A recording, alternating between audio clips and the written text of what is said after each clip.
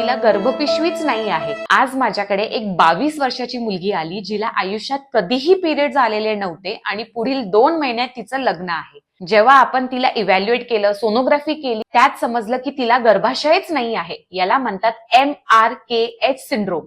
या सिंड्रोम मध्ये जन्मताच मुलींमध्ये हे गर्भाशय ऍब्सेंट असतं। ओव्हरीज नॉर्मल असतात, फॅलोपियन ट्यूब असतं, वजायना पण असतो, पण युटरस ऍब्सेंट असतं। आता ओव्हरी नॉर्मल आहे म्हणूनच सेकंडरी सेक्शुअल कॅरेक्टर जसं की ब्रेस्ट डेव्हलपमेंट आणि फिमेल हेअर पॅटर्न मध्ये काहीही इश्यू होत नाही।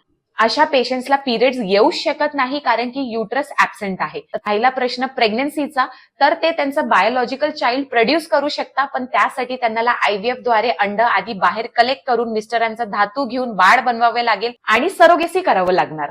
तर जर तुमच्या घरात सुद्धा 15 वर्षाची मुलगी असेल जिचं ब्रेस्ट डेव्हलपमेंट झाला आहे, सेकंडरी सेक्शुअल कॅरेक्टर आहेत, पण अजून पिरियड्स नाही आलेले आहेत, तर डॉक्टरांना व्हिजिट देऊन इव्हॅल्युएशन करा।